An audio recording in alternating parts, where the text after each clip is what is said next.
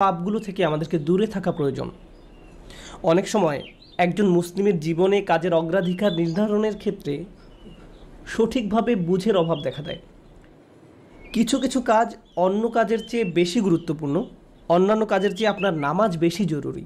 ইসলামের এমন অনেক আমল রয়েছে যা জীবনকে সৌন্দর্যমণ্ডিত করে তুলবে, কিন্তু সেই কাজগুলো গুরুত্বর দিক থেকে নামাজের কাছাকাছি পর্যায়েও নেই, বা পাপ কাজের ক্ষেত্রেও এরকম প্রাধান্য রয়েছে। অনেক আমল রয়েছে যেগুলো আমাদের করা উচিত, যেমন ঘরে প্রবেশের সময় ডান পা দিয়ে প্রবেশ করা উচিত, টয়লেটে প্রবেশের সময় বাম পা দিয়ে প্রবেশ করা উচিত, এবং নির্দিষ্ট দোয়াগুলো পড়া উচিত। এ ধরনের আমলগুলো করার চেষ্টা থাকা উচিত, এগুলো উপেক্ষা করার কোনো সুযোগ নেই। কিন্তু এমন অনেক পাপ কাজ রয়েছে যেগুলো করা কবিরা গুনাহ। অনেক সময় এই অগ্রাধিকার নির্ধারণের ক্ষেত্রে মানুষ যখন সঠিক জ্ঞানের অভাব থাকে, তখন তারা ছোট ছোট ব্যাপারকে বেশি গুরুত্ব দেয়। তারা নিশ্চিত করতে চায় যে আমি অমুক অমুক সুন্নাহ ঠিকভাবে পালন করছি তো, অমুক অমুক দোয়াগুলো নিয়মিত পড়ছি তো, শুক্রবারে সূরাতুল কাহফ পড়ছি তো, ইত্যাদি ইত্যাদি। তো তারা ছোট ছোট আমলগুলো সঠিকভাবেই আদায় করে, কিন্তু একই সময়ে চোখের সামনে থাকা বিশাল বিশাল গুনাহগুলো অনায়াসেই করে ফেলে। করার সময় দ্বিতীয়বার চিন্তাও করে না। যেমন ধরুন, হারাম উপার্জনের টাকা, জিনা করা, সুদ, এরকম বড় বড় গুনাহ, বিরাট বিরাট শয়তানি পাপগুলো সে অনায়াসেই করে যায়। মনে হয় যেন চোখ থাকতেও সে অন্ধ। ছোট ছোট আমলগুলো আপনি ঠিকই গুরুত্ব দিয়ে করে যাচ্ছেন, যেন মনে মনে ভালো ফিল করতে পারেন যে যাক, আমি তো ধর্ম পালন করছি। এজন্যই কুরআন আমাদেরকে বিভিন্ন আমলের সঠিক অনুপাত ঠিক করে দিয়েছে। আল্লাহ এ আয়াতে বলছেন, ইনতাজতানিবু কাবাইরা মা তুনহাউনা আনহু, যদি তোমরা নিষিদ্ধ কাজের বড় বড়গুলো হতে বিরত থাকো। সুতরাং দেখা যাচ্ছে এমন অনেক বড় বড় পাপ রয়েছে যেগুলো থেকে আমাদের অবশ্যই বিরত থাকতে হবে। যদি আমরা এটা করতে পারি, তাহলে ছোট ছোট পাপের ক্ষেত্রে আল্লাহ বলছেন, নুকাফিরু আনকুম সাইয়্যাতিকুম, তাহলে আমি তোমাদের ছোট ছোট পাপগুলো ক্ষমা করে দেব। অর্থাৎ আগে সিরিয়াস ব্যাপারগুলো যত্ন নাও। কোরআন যেগুলোর উপর গুরুত্ব আরোপ করেছে, যেমন টাকা উপার্জনের বিষয়টা, কিভাবে আমরা টাকা আয় করি এবং কিভাবে তা ব্যয় করি, সে ব্যাপারে আগে যত্নবান হওয়া, এটা খুবই সিরিয়াস একটা ব্যাপার। আমাদের আশেপাশে যারা আছে তাদের অধিকারের ব্যাপারে সাবধান থাকা, যারা এতিম বা অভাবগ্রস্ত তাদের দেখাশোনা করা। সূরা মাউনে আল্লাহ বলছেন, ফাযালিকাল্লাযী ইয়াদউল ইয়াতীম, সেই ব্যক্তি যে এতিমকে গলা ধাক্কা দেয়। এগুলো বড় ধরনের পাপ। তারপর যেভাবে আমরা আমাদের ব্যবসা বাণিজ্য চালাই, কেউ যদি আপনার কাছে টাকা পায়, কোনো কন্ট্রাক্ট মানতে যদি ওয়াদাবদ্ধ হন, কোনো সেবা প্রদান করার জন্য যদি আপনাকে বেতন দেওয়া হয়, কাজের ক্ষেত্রে সততা বজায় রাখা। ঠিক একইভাবে কোরআনে বর্ণিত সবচেয়ে ভয়ঙ্কর পাপগুলোর একটি হলো সুদ। একইভাবে আমাদের পবিত্রতা রক্ষা করা, অর্থাৎ জেনা ব্যভিচার থেকে বিরত থাকা, এটা কবিরা গুনাহ। এটা এত বড় গুনাহ যে আল্লাহ বলছেন, লা তাকরাবুজ জিনা, ব্যভিচারের কাছেও যেও না। অন্যান্য ছোট ছোট গুনায় তোমরা হয়তো জড়িয়ে পড়বে। হতে পারে তোমার নামাজে যথেষ্ট মনোযোগ ছিল না, অজুটাও হয়তো উত্তম রূপে করা হয়নি। হতে পারে যখন নামাজ পড়ছিলে তখন অন্য কোথাও মন পড়েছিল। হতে পারে হজ বা উমরা করার সময় কিছু কিছু নিয়মকানুন ঠিকমতো পালন করতে পারোনি। কখনো কখনো হয়তো ধৈর্য হারিয়ে ফেলেছিলে। এই ছোট ছোট বিষয়গুলো ক্ষমা করে দেওয়া হবে, কারণ তোমরা বড় বড় পাপ থেকে বিরত ছিলে। ছোট বড় পাপের এমন একটি তারতম্য কোরআনে জোর দিয়ে উপস্থাপন করা হয়েছে। কিন্তু এই আয়াতের যে ব্যাপারটি আমার কাছে বেশ চমৎকার লেগেছে, সেটা শুধু তিনি যে আমাদের পাপগুলো উপেক্ষা করবেন তা নয়, বরং এই পাপগুলোর কথা মনে করে আমরা প্রায় লজ্জিত হয়ে পড়ি। আল্লাহ এর সাথে সাথে আরও যোগ করে বলেন, ওয়ানুদখিলুকুম মুদখালান কারিমা, এবং সম্মানজনক স্থানে তোমাদের প্রবেশ করানো হবে। অন্য কথায়, ওই ছোট ছোট ত্রুটিগুলোকে উপেক্ষা করে তোমাদেরকে সম্মানিত করা হবে, মর্যাদা দেয়া হবে। আর ওই সব লজ্জাজনক ব্যাপারগুলো তোমাদের রেকর্ড থেকে মুছে ফেলা হবে। তাই যখন তোমরা আল্লাহর সামনে আসবে, অপমানিত হবে না, তোমাদের সম্মানজনক স্থানে প্রবেশ করানো হবে। এই আয়াতের আরেকটি ব্যাপারও আমার কাছে বেশ চমৎকার মনে হয়েছে। এই আয়াতের পূর্বের কয়েকটি আয়াতে কিছু কিছু কবিরা গুনাহ নিয়ে কথা বলা হয়েছে, যেমন ব্যবসায় প্রতারণা করা, কাউকে অন্যায়ভাবে হত্যা করা। আর ছোট ছোট পাপ ক্ষমা করে দেওয়ার আয়াতের ঠিক পরের আয়াতে আরও অসাধারণ উপায়ে জীবনের বিভিন্ন বড় বড় পাপে জড়িয়ে পড়ার যে মূল কারণ সেটা বলা হয়েছে। আল্লাহ আযজা ওয়া জাল্লা বলেন, ওয়ালা তাতামান্নাউ মা ফাদ্দালাল্লাহু বিহি বা'দাকুম আলা বা'দ, আর তোমরা আকাঙ্ক্ষা করো না এমন সব বিষয়ে যাতে আল্লাহ তাআলা তোমাদের একের উপর অন্যের শ্রেষ্ঠত্ব দান করেছেন। তো আমাদের ক্ষেত্রে যা ঘটে, যখন আমরা এমন কাউকে দেখি যে আমাদের চেয়ে বেশি টাকা উপার্জন করে, আমাদের চেয়ে তার চেহারাটাও বেশি সুন্দর, তার গাড়িটাও উত্তম, তার সাংসারিক জীবনটাও প্রশান্তির, কখনো কখনো ভাই বোনের মাঝেও এই হিংসা দেখা দেয়। যেমন আমি বলতে শুনেছি, আমার বোনের গায়ের রং আমার চেয়ে উজ্জ্বল। হিংসা বিভিন্ন প্রকৃতির হতে পারে। কারো ভালো কিছু থাকার কারণে আপনি তাকে ঈর্ষা করতে পারেন, এবং আপনার নিজের সেটা না থাকার কারণ নিয়ে সারাক্ষণ চিন্তা করতে পারেন।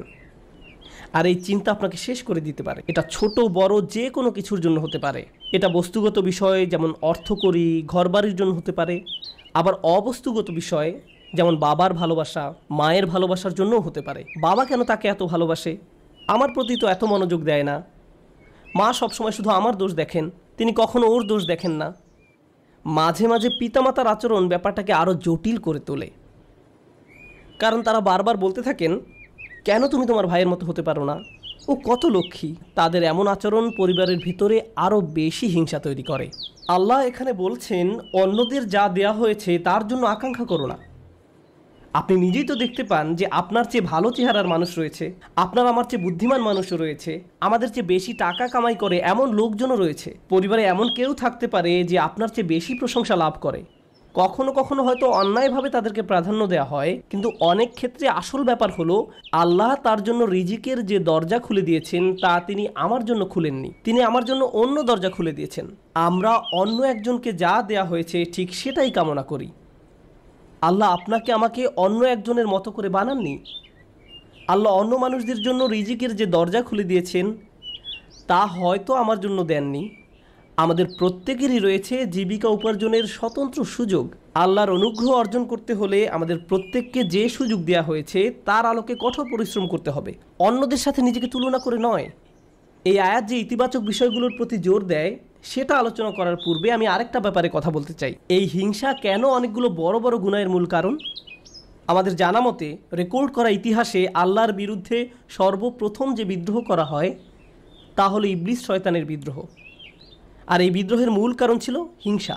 সে কেন এত মনোযোগ পাচ্ছে? তাকে তো জাস্ট মাটি দিয়ে তৈরি করা হয়েছে। এভাবেই অবাধ্যতার শুরু। মানুষ পৃথিবীতে আসার পর সর্বপ্রথম যে পাপটি সংঘটিত হয় তা হলো কাবিল কর্তৃক তার ভাই হাবিলের হত্যা। সেটাও ছিল হিংসার কারণে।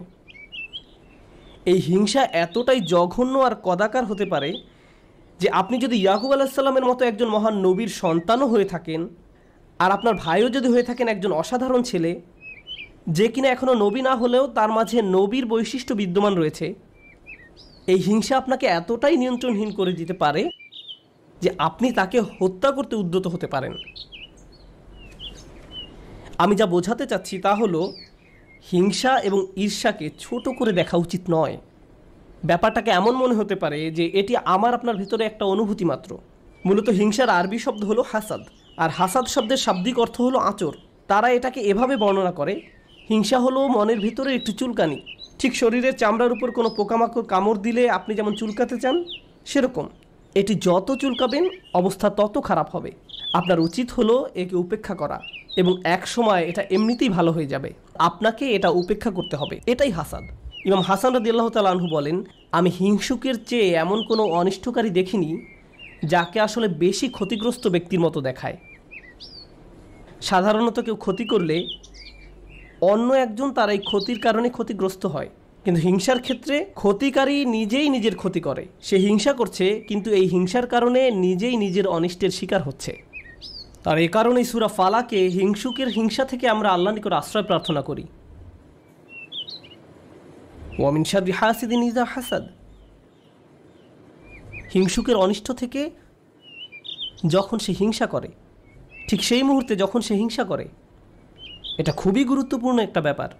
এই হিংসার কারণে আপনার আমার জীবনে ভয়ঙ্করতম সমস্যা তৈরি হতে পারে। এখন আমি নিজেকে বিশ্লেষণ করতে চাই। যখন আমি নিজেই অন্যকে হিংসা করতে শুরু করি তখন কোন কোন ধরনের নেয়ামত থেকে নিজেকে বঞ্চিত করি? যখন আমি নিজেই অন্যের উন্নতি সহ্য করতে পারি না, ব্যাপারটা আর একটু খোলাসা করে বলছি। তামান্নি জাওয়ালিন নি'মা বিদুনিহি। আপনি ইচ্ছা করেন যে তার যেন এই নিয়ামতটি না থাকে। ব্যাপারটা এমন নয় যে আচ্ছা ওই ভাই খুবই শক্তিশালী, আমি যদি তার মতো শক্তিশালী হতাম। না না না, আমি ইচ্ছা করি যে সে অসুস্থ হয়ে পড়ুক আর আমি শক্তিশালী হয়ে উঠি। আপনি ইচ্ছা করেন তার মাঝে যেন ওই ভালো বিষয়টা না থাকে। কোন কারণে সে ওইটা পাবে? আচ্ছা সে প্রমোশন পেয়েছে, এখন আমারও ইচ্ছা হয় যে আমিও যেন প্রমোশন পাই। না না না, হিংসা হলো আমি চাই সে বরখাস্ত হোক আর আমি প্রমোশন পাই। আপনি তার ব্যর্থতা দেখতে চান, আপনার ভেতরের কিছু একটা চায় তার যেন পতন ঘটে। তার পতনের ফলে আপনার জীবিকায় সমৃদ্ধি আসে না, আপনার এতে কোনো উপকার হয় না, তবু আপনার ভেতরের কিছু একটা তার পতন কামনা করে। যদি তার পতন ঘটে তাহলে আপনার কাছে তা ভালো লাগবে। এটাই হলো হাসাদ। কিভাবে এটা একজনের ভালো দিক ধ্বংস করে দেয়? আমরা ইবলিস শয়তান সম্পর্কে জানি। আল্লাহ তাকে ফেরেশতাদের কাতারে রেখেছিলেন, এর চেয়ে উন্নত কোনো মর্যাদা হতে পারে না। কিন্তু হিংসা তাকে এত উচ্চ পর্যায় থেকে একেবারে নিম্নতম পর্যায়ে নামিয়ে দিয়েছে, আল্লাহর নিকট থেকে বহু দূরে সরিয়ে দিয়েছে। চিন্তা করতে পারেন, এত বড় মর্যাদা কেড়ে নেওয়া হলো। এর মূল কারণ ছিল হিংসা। চিন্তা করতে পারেন, মূল কারণ হলো নিজেকে অনেক বড় কিছু মনে করা। হিংসার কারণে হত্যার মতো জঘন্য অপরাধ সংঘটিত হলো। আল্লাহ সূরা আরাফে বর্ণনা করেন, কান্নামা কাতালান নাসা জামিআ, সে যেন গোটা মানব জাতিকে হত্যা করলো। হিংসার কারণে হত্যার মতো জঘন্য অপরাধ সংঘটিত হলো। আর এই মহাপাপের মূল কারণও ছিল হিংসা। এই সকল উদাহরণের মূল শিক্ষা হলো আমাদের নিজেদেরকে ভালো করে বিশ্লেষণ করে দেখা উচিত আমরা নিজেরা এই রোগে আক্রান্ত কিনা। ভালো করে খতিয়ে দেখা উচিত আমাদের মাঝে এই ঘৃণ্য ব্যাধিটি আছে কিনা। মানুষ শুধু টাকা পয়সা নিয়ে হিংসা করে না, মানুষ প্রায় সব কিছু নিয়ে হিংসা করে। পরিবারের সবার মনোযোগের কেন্দ্রবিন্দু হওয়া, এটা এমনকি ধর্মীয় পরিমণ্ডলেও ঘটতে পারে। ভাই জানেন, অমুক শায়েখ, তার ভিডিও মানুষ বেশি দেখে। আপনি তার ফলোয়ারদের সাথে নিজের ফলোয়ারদের তুলনা করছেন কেন? মাহফিলে তাকে কেন প্রধান বক্তা করা হলো? তাকে কেন সবচেয়ে ভালো সময় বক্তব্য দিতে দেয়া হলো? এমন ঘটনা মসজিদেও ঘটতে পারে। ভাই দেখেছেন তারা কত টাকা তুলেছে, আমরা এত টাকা তুলতে পারিনি। আর এই মনোভাব প্রতিযোগিতায় সীমাবদ্ধ থাকে না, হিংসায় পরিণত হয়। কেন তারা আমাদের চেয়ে ভালো করছে? এই হিংসা এমনকি ধর্মীয় পরিমণ্ডলেও আঘাত করতে পারে। মদিনায় আসার পর সাহাবীরা ধারণা করেছিলেন মদিনার ইয়াহুদিরা সবার আগে ইসলাম ধর্ম গ্রহণ করবে। এ সম্পর্কে কোরআনে এসেছে, আফাতাতমাউনা আইয়ুমিনু লাকুম, তোমরা কি আশা করো যে তারা তোমাদের কথা ঈমান আনবে? কারণ তারা আহলে কিতাব, তারা ওহী অবতীর্ণ হওয়া সম্পর্কে অবগত ছিল। তারা রাসূল সাল্লাল্লাহু আলাইহি সাল্লামকে সেভাবে চিনত যেভাবে তারা তাদের ছেলে মেয়েদের চিনতে পারত। এর কারণ ছিল আসলে হিংসা।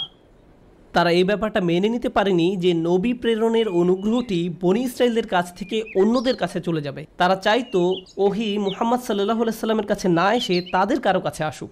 জীবনের এমন কোনো দিক নেই যেখানে হিংসার আক্রমণ হওয়ার সম্ভাবনা নেই।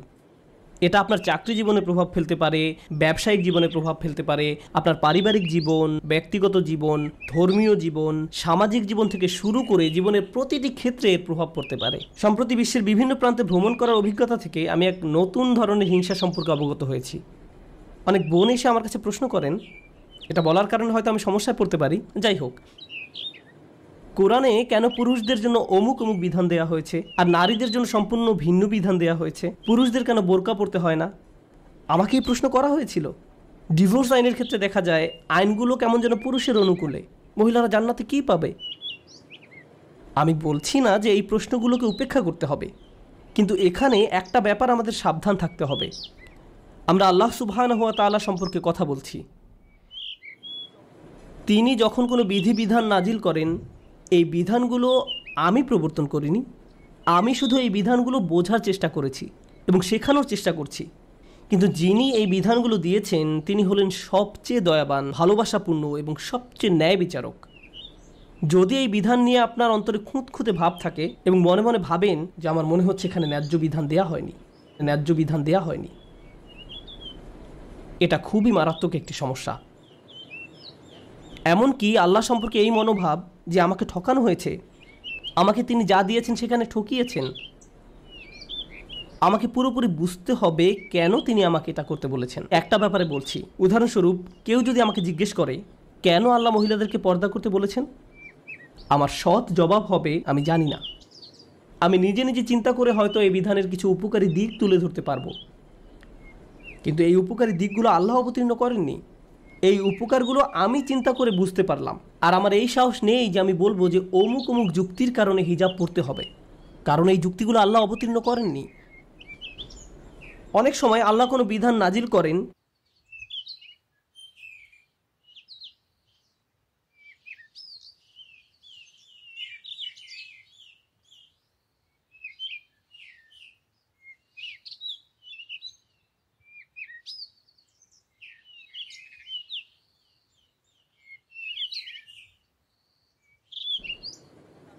কিন্তু তার পেছনের কারণ বর্ণনা করেন না। তিনি বলবেন, তুমি নিজে নিজে চিন্তা করে দেখো, লাআল্লাকুম তাতাফাক্কারুন লিয়াদাব্বারু আয়াতিহি, কেন এই বিধানগুলো দেয়া হয়েছে তা তোমরা নিজেরা চিন্তা করে খুঁজে নাও। তবে একটা ব্যাপার আমি নিশ্চিত জানি, যে বিধানই তিনি অবতীর্ণ করেন না কেন তা আমাদের প্রতি তার অপার অনুগ্রহ মাত্র। আল্লাহ এই আয়াতগুলোতে কি বলছেন? উত্তরাধিকার সম্পত্তি বন্টনের বিষয় বর্ণনা করা আয়াতগুলোর পরে এসেছে। ইসলামে সবাই সমান উত্তরাধিকার সম্পত্তি পায় না, নারী এবং পুরুষ সমান সম্পত্তি পায় না। তারা মেয়ে, স্ত্রী, মা যেই হোক না কেন সমান সম্পত্তি পায় না। তাই আল্লাহ কি বলেছেন? লিররিজালি নাসিবুম মিম্মা ইকতাসাবু ওয়া লিন-নিসাই নাসিবুম মিম্মা ইকতাসাবনা। পুরুষদের জন্য রয়েছে অংশ তারা যা উপার্জন করে তা থেকে, এবং নারীদের জন্য রয়েছে অংশ যা তারা উপার্জন করে তা থেকে। এই আয়াতে মিন অর্থাৎ থেকে এই শব্দের ব্যবহারটি লক্ষ্য করার মতো। এই পৃথিবীতে যত কিছুর জন্য আপনি কাজ করেন তার সবটুকুর ফসল পাবেন না, এর থেকে একটি অংশ পাবেন আর বাকি অংশ পরে পাবেন। অথবা আপনি কাজ করেছেন কিন্তু তার কিছু অংশ সুফল পাওয়ার যোগ্য ছিল না, যেমন হয়তো আপনার নিয়ত শুদ্ধ ছিল না, কাজটা যথেষ্ট পরিশুদ্ধ ছিল না, তাই আপনি আপনার কাজের সেই অংশের মূল্য পাবেন যা মূল্য পাওয়ার যোগ্য ছিল। তাই আল্লাহ বলছেন, পুরুষরা কি পাবে তার জন্য একটি মান আমি নির্ধারণ করে রেখেছি, আবার নারীরা কি পাবে তার জন্য একটি মান আমি নির্ধারণ করে রেখেছি। তারপর তিনি বলছেন, ওয়াসআলুল্লাহ মিন ফাদলিহি, কুরআনের অসাধারণ একটি বাক্য। এর অর্থ হলো, আর আল্লাহর কাছে তার অনুগ্রহ প্রার্থনা করো। এখানে ফাদল দ্বারা শুধু অনুগ্রহ বোঝায় না।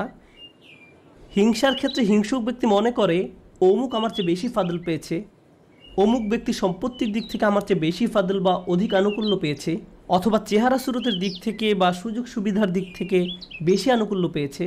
বাসায় কোনো মেয়েও এমনটা অনুভব করতে পারে, কারণ তার বোন বিয়ের সব প্রস্তাব পাচ্ছে কিন্তু সে পাচ্ছে না, আমার বোন আমার চেয়ে বেশি ফাদল পেয়েছে। আল্লাহ বলছেন, যদি তুমি ফাদল পেতে চাও তাহলে আল্লাহর অন্য কোনো সৃষ্টির চেয়ে বেশি চাওয়ার পরিবর্তে সরাসরি আল্লাহর কাছ থেকে নিজের জন্য ফাদল চাও। নিজেকে অন্যদের সাথে তুলনা করা বন্ধ করো, বরং আল্লাহর নিকট থেকে তুমি নিজের জন্য কি পেতে পারো তার দিকে মনোযোগ দাও। মনে মনে ধরে নাও যে আশেপাশে কারো কোনো অস্তিত্ব নেই, অন্যদের কি আছে সে সম্বন্ধে চিন্তা ভাবনা করা বন্ধ করো। মনের উপর যদি এরূপ নিয়ন্ত্রণ প্রতিষ্ঠা করতে পারেন তাহলে খুবই সুখী জীবনযাপন করতে পারবেন। যদি কখনো এমনটা হয় যে তুমি ক্লাসে বসে আছো, স্যারের বক্তব্য শুনতে পাচ্ছ কিন্তু কিছুই বুঝতে পারছো না, মনে মনে ভাবছো আমি জানি না আমি কোন স্বর্গে বাস করছি, কিন্তু তোমার পাশের ছেলে বা মেয়েটি প্রতিবার হাত তুলে স্যারের প্রত্যেকটা প্রশ্নের জবাব দিচ্ছে আর তোমার মন বিষিয়ে উঠছে। মনে মনে ভাবছো, যদি মেয়েটাকে কষে একটা চড় দিতে পারতাম, আমি তাকে সহ্য করতে পারছি না, কারণ সে সব প্রশ্নের উত্তর দিচ্ছে। তোমার সকল মনোযোগের কেন্দ্রবিন্দুতে এমন একজন যে তোমার চেয়ে বেশি বুদ্ধিমান, যে স্যারের প্রিয় ছাত্র, যে সকলের মনোযোগ পাচ্ছে, যার কারণে তোমার নিজেকে খারাপ ছাত্র মনে হয় বা যার কারণে তারা তোমাকে লজ্জা দিচ্ছে। কিন্তু একটা ব্যাপার কি তুমি খেয়াল করেছো? তুমি সেখানে বসে আছো শুধু তুমি এবং শিক্ষক। তুমি এখানে এসেছো শিখতে, অন্যের দোষ না দিয়ে তোমার উচিত নিজেকে দোষ দেয়া। হায় হায়, আমি আমার মনোযোগ হারিয়ে ফেলেছি। নিজের কাছে ব্যাখ্যা দাবি করো কেন তুমি মনোযোগ হারালে। প্রশ্ন করতে গিয়ে লজ্জা অনুভব করো না।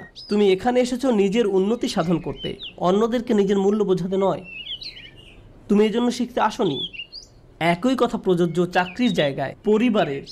অন্য কাউকে বেশি দাম দেওয়া হচ্ছে বলে আপনি নিজেকে গুটিয়ে ফেলবেন না। যদি কোনো অন্যায় করা হয় আপনি কথা বলুন, কোনো কিছু যদি বলার থাকে বলুন। যদি কোনো কিছু আপনাকে বিরক্ত করে ভেতরে ভেতরে জ্বলবেন না এবং এটাকে বড় হতে দিবেন না, নিজের ভেতরে ঘৃণা তৈরি হতে দেবেন না। আমরা আল্লাহর নিকট যে দোয়াগুলো করি তার একটি হলো, ওয়ালা তাজআল ফি কুলুবিনা গিল্লাল লিল্লাযিনা আমানু, ঈমানদারদের বিরুদ্ধে আমাদের অন্তরে কোনো বিদ্বেষ রেখো না। যখন আমরা কিয়ামতের দিন তার সামনে দণ্ডায়মান হব তখন যেন আমাদের অন্তরে ঈমানদারদের বিরুদ্ধে কোনো গিল বা খারাপ অনুভূতি না থাকে। আমরা দুনিয়াতেও এটা চাই না, আর জান্নাতে আল্লাহ আমাদের থেকে তা দূরে রাখুন। তাই এই ব্যাপারটা পার্থিব জীবনে ঘটতে পারে। এমন হতে পারে যে কারো বিরুদ্ধে আপনার অন্তরে হিংসার মনোভাব তৈরি হচ্ছে, ও সে তো এই পজিশন পাওয়ার যোগ্য নয়, সে তো অমুক কাজ করার যোগ্য নয়।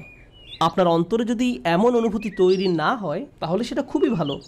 কিন্তু অনেক মানুষ আছে যারা এভাবে চিন্তা করে, ওই লোক আমার চেয়ে অনেক বেশি বেতন পায়, সে কেন আমার চেয়ে বেশি বেতন পাবে? তারা কত টাকা বেতন পায় বা না পায় তার সাথে আপনার সম্পর্ক কি? আপনি কি করেন? আপনি কি অর্জন করেছেন? আপনার যদি মনে হয় যে আপনার আরও বেশি বেতন পাওয়া উচিত তাহলে ব্যাপারটা যথাযথ কর্তৃপক্ষকে বলুন। ওয়াসআলুল্লাহ মিন ফাদলিহি, আল্লাহর কাছে তাঁর অনুগ্রহ প্রার্থনা করুন। ইন্নাল্লাহা কানা বিকুল্লি শাইইন আলিমা, নিঃসন্দেহে আল্লাহ তাআলা সর্ববিষয়ে জ্ঞাত। যখন আমরা অন্যের সাথে নিজেকে তুলনা বন্ধ করব, যখন পুরুষ বা নারী হিসাবে কি পেলাম বা কি পেলাম না এসব নিয়ে চিন্তা করা বন্ধ করব, অমুক অমুক ব্যক্তির কারণে আমি পেছনে পড়ে আছি এমন চিন্তা করা বন্ধ করব, আপনার এবং আল্লাহর মাঝে আর কেউ নেই।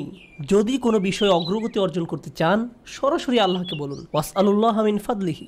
অন্যথায় সারা জীবন ধরে কেবল অন্যের বিরুদ্ধে অভিযোগই করে যেতে পারবেন, কিভাবে তারা আপনার প্রতি অন্যায় করেছে, কিভাবে তারা আপনাকে সুযোগ থেকে বঞ্চিত করেছে, কিভাবে সবাই পেয়েছে কিন্তু আপনি পাননি। আর এভাবে অভিযোগ করলে আপনার জীবন তো দুর্দশাগ্রস্ত হবেই, আপনার কারণে আপনার আশেপাশের মানুষের জীবনও দুর্বিষহ হয়ে পড়বে। এই আয়াতটি নিয়ে সর্বশেষ যা শেয়ার করতে চাই, বিশেষ করে যখন আমরা তেলাওয়াত করি ওয়া মিন শাররি হাসিদিন ইযা হাসাদ, এখানে ইযা শব্দটির দিকে বিশেষ মনোযোগ দিন। কেউ কেউ বলেন এখানে হাসাদকে বর্ণনা করা হয়েছে একটি গুণ হিসেবে, শুধুমাত্র শব্দগতভাবে ইসমে ফাইল হিসেবে নয়, বরং একজন মানুষের একটি খারাপ গুণ হিসেবে, অর্থাৎ এমন ব্যক্তি যার মাঝে হিংসার প্রবণতা আছে। কিন্তু ইজা শব্দটি একটি বিষয়ের প্রতি বিশেষ ইঙ্গিত করে। আপনার মাঝে যদি এই গুণটি থেকে থাকে তাহলে কোনো এক সময় কুৎসিত উপায়ে এর প্রকাশ ঘটবে, আজ না হোক কাল। খারাপ কিছু একটা আপনি করে বসবেন, কারণ আপনার মাঝে খারাপ গুণটি আছে। আপনি নিজেও হাসিদ হতে চান না, হিংসুক হতে চান না। আবার যারা হিংসা করে তাদের অনিষ্ট থেকে বাঁচতে চান। আমরা দোয়া করি আল্লাহ যেন আমাদেরকে হিংসুক হওয়া থেকে রক্ষা করেন এবং যারা আমাদের বিরুদ্ধে হিংসা করে তাদের অনিষ্ট থেকেও যেন রক্ষা করেন। আল্লাহ যেন আমাদের ভালো কাজগুলোকে নষ্ট হওয়া থেকে রক্ষা করেন। আমরা জানি রাসূল সাল্লাল্লাহু আলাইহি সাল্লাম বলেছেন, আগুন যেমন শুকনো কাঠ জ্বালিয়ে ফেলে তেমনি হিংসাও একজন ব্যক্তির ভালো কাজগুলোকে জ্বালিয়ে দেয়। কেন তিনি এমনটি বলেছেন? কারণ যখন আপনার মাঝে হিংসা দেখা দেয় তখন আপনার পক্ষে কৃতজ্ঞ হওয়া অসম্ভব। কারণ যখন হিংসা করেন তখন আপনার কি নেই কেবল তা নিয়েই আপনি চিন্তা করেন। আর আল্লাহর সাথে আমাদের সম্পর্ক নির্ভর করে একটি বিষয়ের উপর, তা হলো আমাদের কি কি আছে তা সব সময় স্বীকার করে যাওয়া। এভাবেই আমরা আল্লাহর প্রতি কৃতজ্ঞ হয়ে উঠি। যদি আপনার অন্তরে হিংসার বসবাস থাকে তাহলে কোনোভাবেই আপনার পক্ষে আবদান শাকুরা অর্থাৎ আল্লাহর কৃতজ্ঞ বান্দা হওয়া সম্ভব নয়। আল্লাহ আযজা ওয়া জাল্লা আমাদের অন্তর থেকে হিংসা দূর করে দিন, আমাদেরকে সত্যিকার অর্থে কৃতজ্ঞ বান্দা বানিয়ে দিন।